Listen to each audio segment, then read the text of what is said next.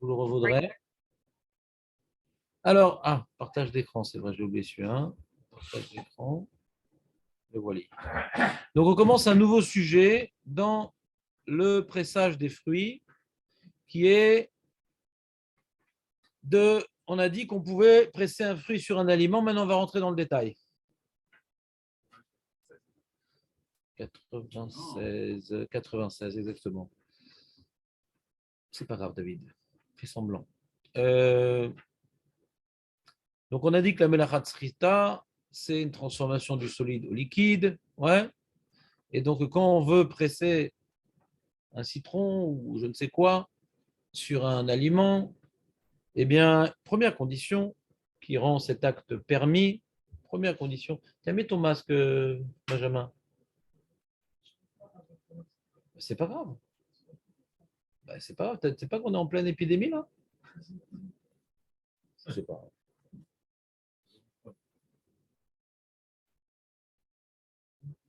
Je ne sais pas combien ça aide le masque, mais ça aide.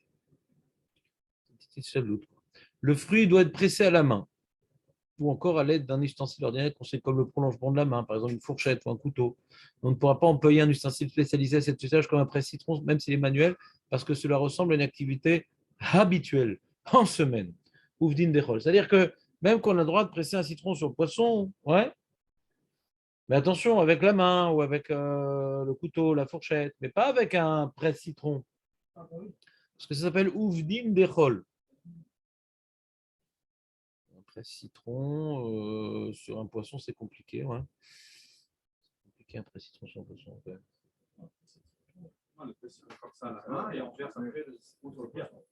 T'es sérieux? D'accord, mais là je suis en train de m'intéresser. Il y a un paramètre qu'on aurait pu croire que c'est permis. C'est compliqué le presse-citron de presser sur un poisson. Tu es en train de dire exactement l'inverse de ce que je viens de dire. C'est compliqué de presser avec un presse-citron sur un poisson. Tu dis, mais non, on ne presse pas sur un poisson. Je suis en train de te parler sur un poisson. Si ce n'est pas sur un poisson, c'est interdit. Donc ce cas-là, je ne sais pas de quoi on parle exactement. Ouais, à la Khalema, c'est. Je ne sais pas exactement de quoi on parle. C'est quoi le. Comment dire, est-ce qu'il y a des outils de pressage? Comment tu dis? Je ne connais pas. Ce qu'on connaît, nous, en général, on ne le fait pas directement sur le poisson. Ouais. Celui qui est comme ça, vous savez, le jus comme dans le bol. Si je prends que la partie haute, je mets le citron et je fais comme ça, et le jus tombe pour le poisson. C'est assourd. Ce serait assourd. C'est ça qu'on vient d'apprendre. Tu as trouvé le cas. Ça t'arrive, toi, de prendre que la partie haute comme ça? Ah, tu manges pas de poisson?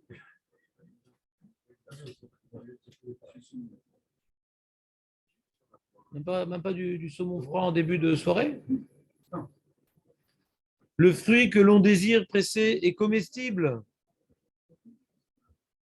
Alors là aussi, ce n'est pas un cas tellement concret, mais il faut savoir que ça existe.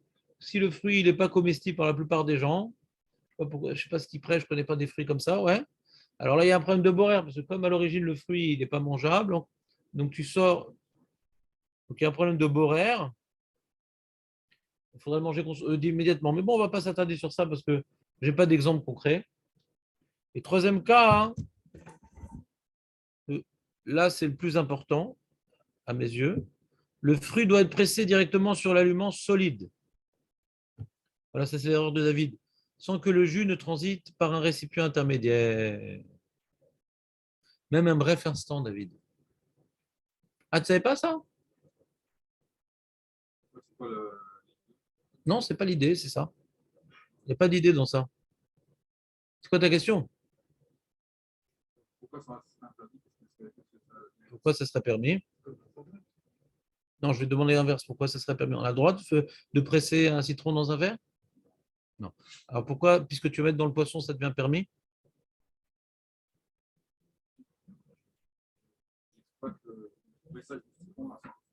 D'accord. Tu as compris que ta réponse, elle n'est pas percutante ou pas? Donc, ce que les Chachamim m'ont permis, ouais,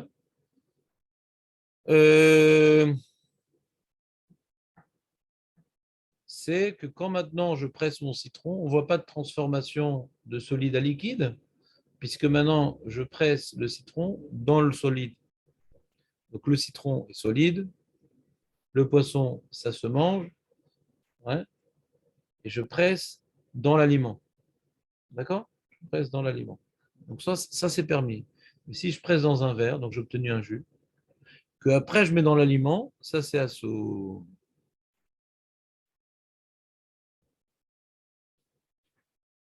C'est la chaîne du Shulchan Aruch. Moutar lisrot eshkol shel anavim. Les torques d'era chez Eshba Tafshil, dans une assiette dans laquelle il y a un plat. Avalimen ba Tafshil assour. S'il n'y a pas de Tafshil dedans, c'est assour.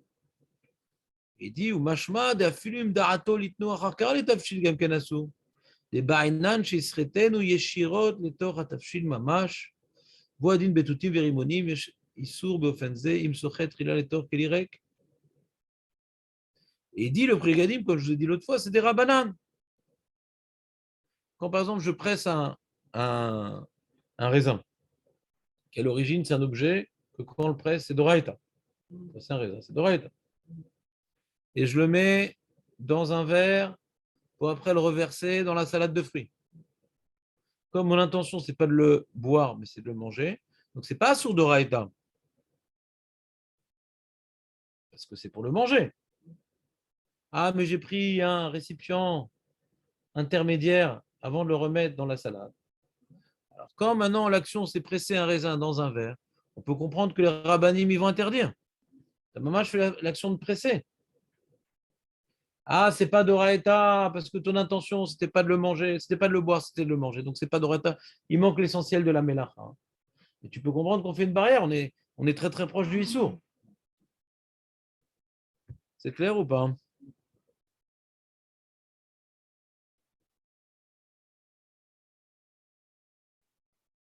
Ça, c'est Prigadim. Mais il y a carrément le. Il y en a qui disent que c'est d'oraïta, ça.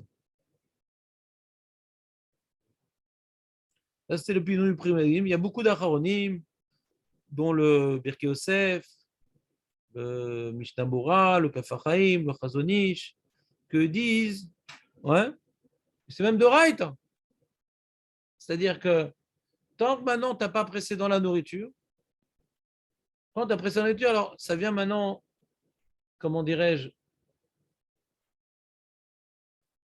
c'est le seul qui a permis, d'après la Torah, même d'après les Rabbanim, d'après ces poskim-là, ils disent que presser, quand je presse un raisin pour mettre dans un verre, sauf ça, j'ai transformé le raisin en liquide et j'ai obtenu un liquide.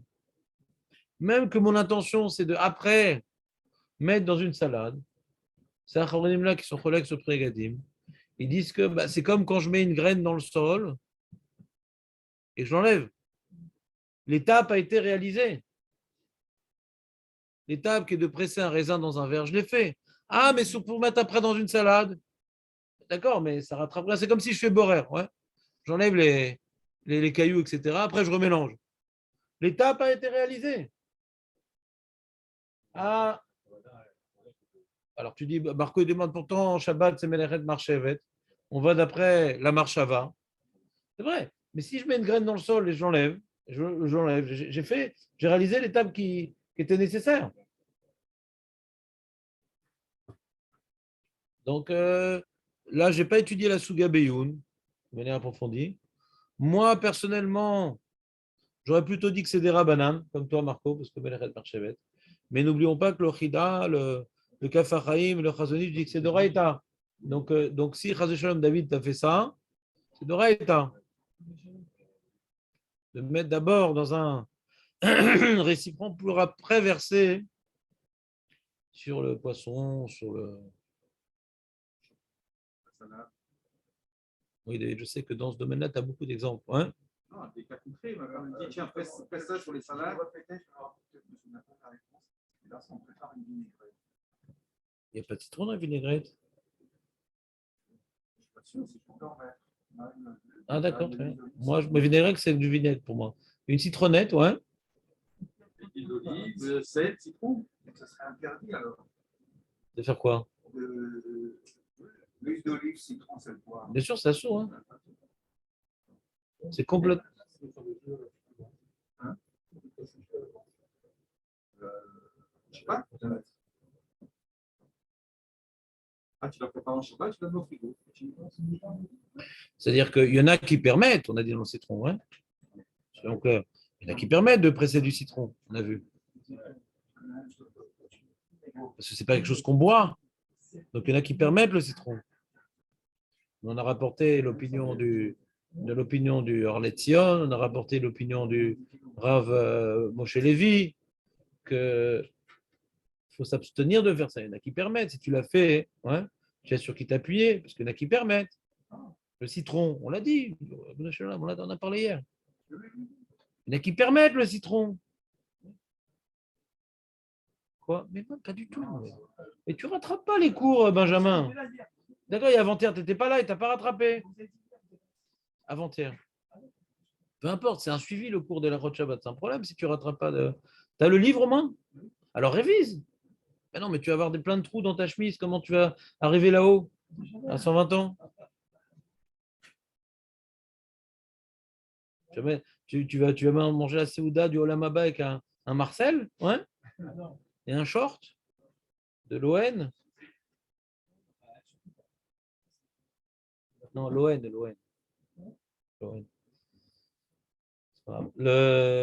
T'entends, Benjamin? Donc, tu me referas tout le Pérec pour demain. Tu as le livre. On a de tout Srita. Je te poserai des questions demain, Bezrat Hashem. Non, il faut que tu rattrapes, Benjamin. C'est pas possible. Non, mais c'est pas grave. C'est pas moi de te le dire. C'est un Rosh Shabbat. Il faut connaître.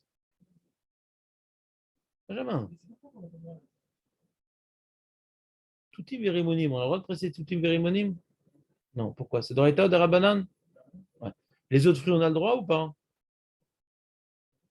Non. C'est dans l'état ou des Rabbanan? Voilà. Et pourquoi le citron alors? Il y en a qui permettent. Alors toi, tu as dit que ce n'est pas comme les raisins et les olives. Faux. Je parle de permettre, je ne parle pas des rabbanan. Il y en a qui permettent le citron. Pourquoi?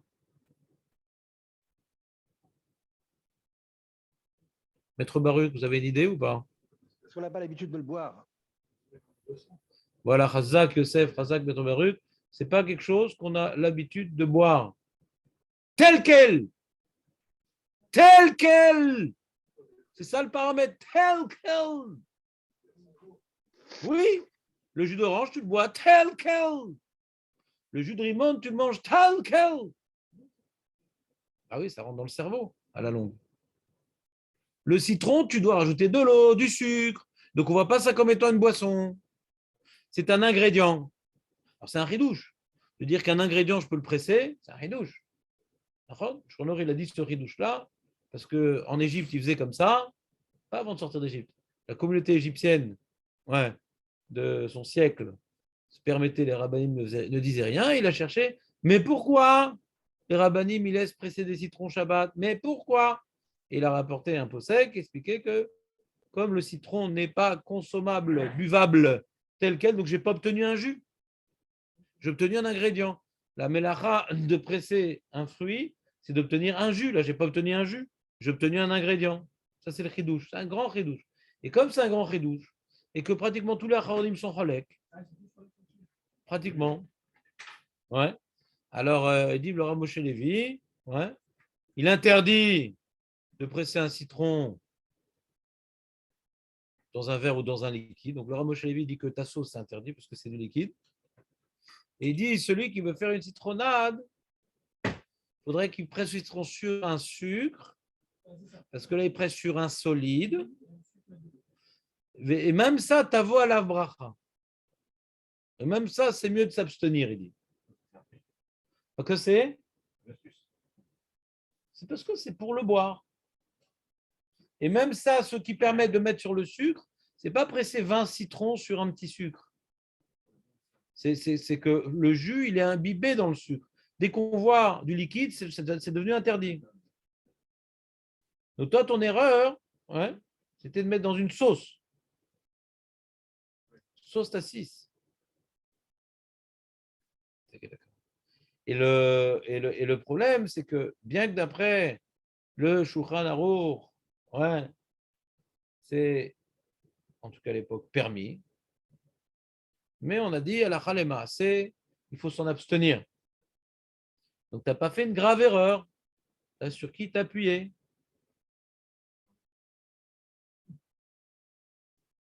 Ouais, les corbanotes sont moins chers en été. Il y a des promos.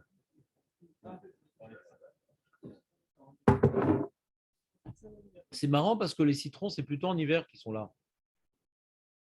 Tu les congèles? Aurel, qu'est-ce qui s'est passé, Aurel?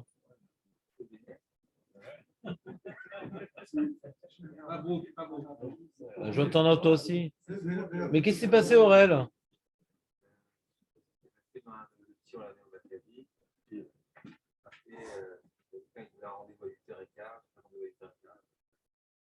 Mais ça n'a pas marché ce rendez-vous, c'est pas possible. Bah non, c'est pas possible. C'était avant le cours, il voulait 8h45. Mais c'est toujours, ils sont en retard et puis truc, on peut pas avant le cours. Bon, c'est pas grave, aujourd'hui tu restes qu'à 10h15 aujourd'hui. Faut que tu rattrapes. Tassé Toratecha Keva ou Melartecha Arai. Mais tu peux te battre 10h15, bah. Mais tu crois qu'il va l'acheter l'appart? Bon. Ah, ta chef, je te fais une bracha, que tu obtiennes ta parnassa sans faire bitul Torah. Le narat. Ah là là. C'est quoi? C'est combien de pièces au moins? Bon, c'est nul.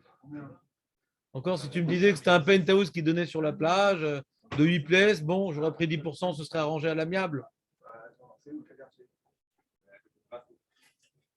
Même Rav Kook, il n'aurait pas fait ça. Allez. Aurel, que je te rattrape plus à faire ça. Hein. Non, c'est de l'autre. Mais arrête, tu crois qu'un rendez-vous à 8h15, tu peux te choisir à 8h30? Tu fous de la tête de qui là? Il a les écouteurs sur la route. Les écouteurs, j'ai tout vérifié. Aurel, bon, Hachem, je l'aime beaucoup, donc je ne lâche pas.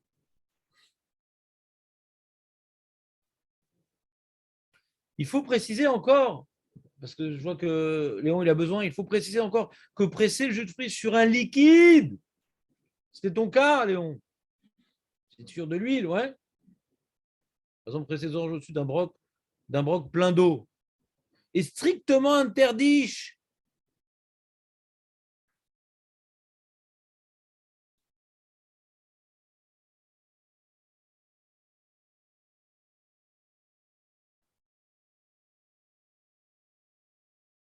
Il dit carrément même de presser du citron sur du miel.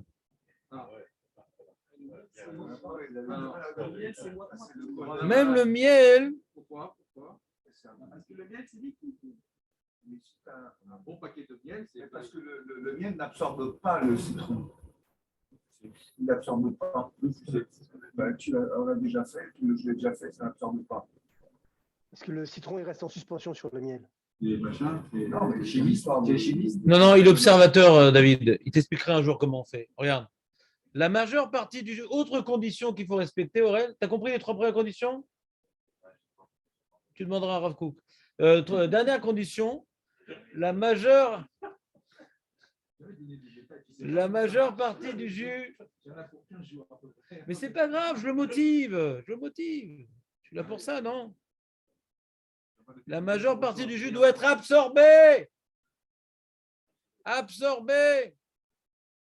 Nous aussi, on aimerait être absorbé par la Torah, par l'aliment solide sur lequel on presse le fruit. On ne pressera donc pas une grande quantité de jus sur un solide de petite dimension, comme 1 ou 2 oranges sur un seul petit morceau de sucre, David. Le cas échéant, si le jus n'est pas absorbé dans sa grande partie par l'aliment solide, il faut qu'il en améliore le goût.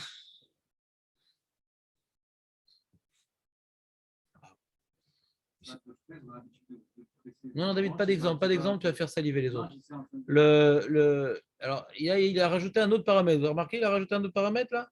Alors, il dit d'abord, normalement, il faut que ce soit absorbé. Ah non, ça suffit. Maintenant, c'est en 5 pièces, c'est quoi? Qu'est-ce qui se passe? Je peux confier l'objet à Marco? C'est le varad du chiot. Hein? T'es là.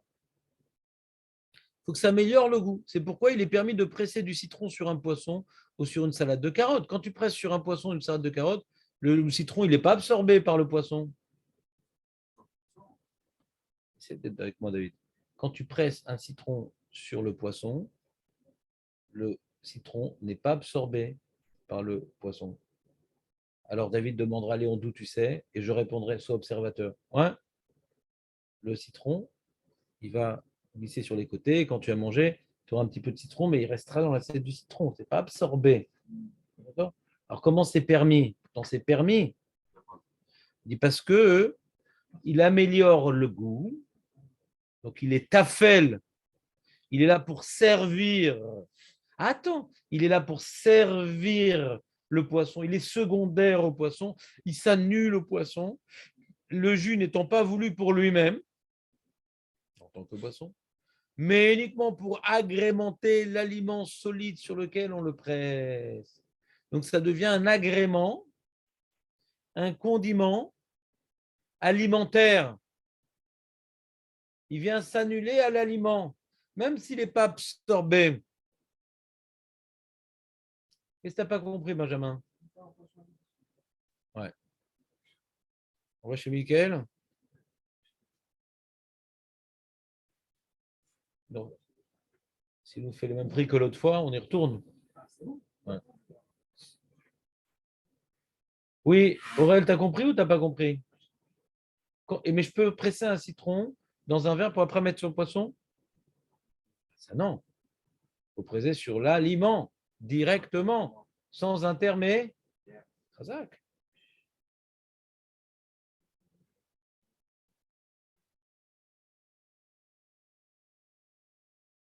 C'est bon, Léon, ou je te sens un peu plus ou moins?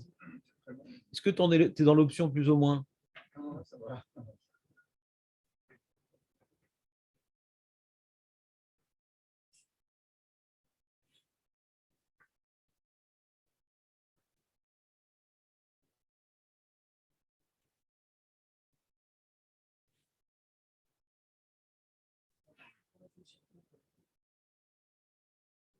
Il dit le Chot Shabbat, et Kol Ma'achal Azilan Efiderer Tibulo, Lachen Mutar Lisrot Limon Al Gabedag, Afalpi Shamitz et non Nivla.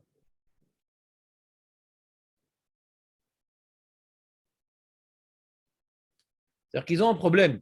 Les poskim, comment expliquer le citron sur le poisson? Parce qu'à l'origine, on avait dit, a priori, il faut que ça soit absorbé. Le truc. Alors, ils cherchent à donner une définition qui permet de justifier. Ils permettent le citron sur le poisson. Mais pourquoi c'est permis? Le Chazonish semble être marmire dans ça, mais, ouais. Mais il faut que ça soit absorbé d'après le Chazonish. Mais la plupart des poskim permettent. Alors, le Chot Shabbat, il donne comme des définitions. Ouais. On va d'après l'habitude.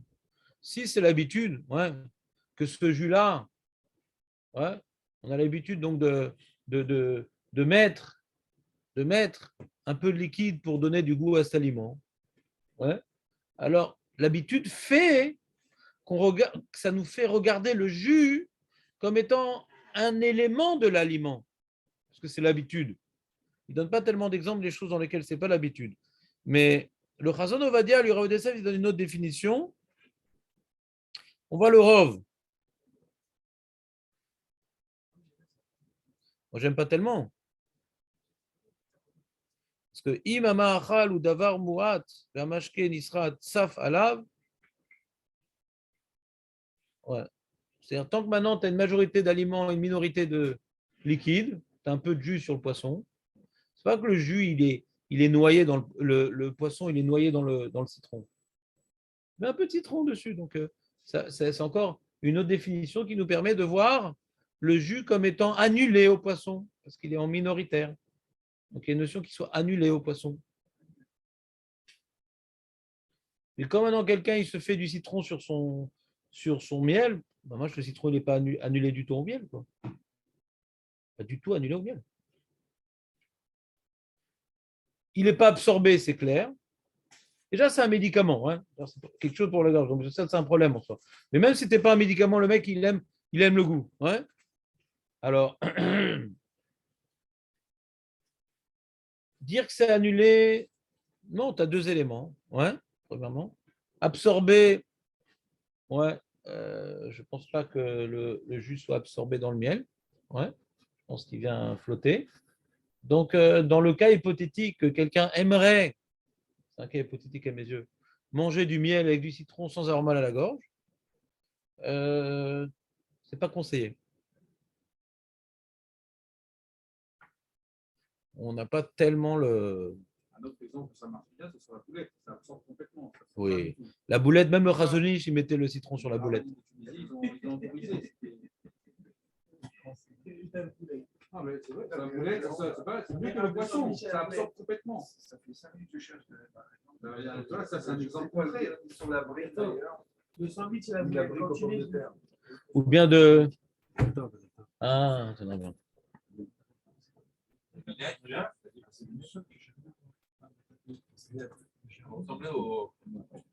Non, aujourd'hui, je fais un demi-siècle aujourd'hui. Ah, Et tous les 50 ans, j'achète des lunettes. Ça, on a répondu aux deux d'un coup. Non.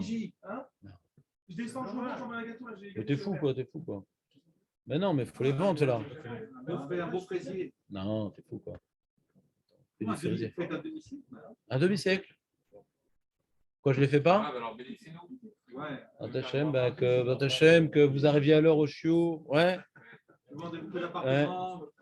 Et que vous puissiez, Bezat Hashem, vous élever dans la Torah et les mitzvot, comprendre la Torah, que ça puisse changer votre vie, changer votre regard, ouais, et que ça apporte la bracha, la briout, le shalom baït, le nachat des enfants, la parnassa bekalout, Bezat Hashem. Ça, chacun il prend 10 bourses l'année prochaine. On va faire un binyan, on va plus faire, on va construire un binyan. Ouais. Je connais que la date hébraïque.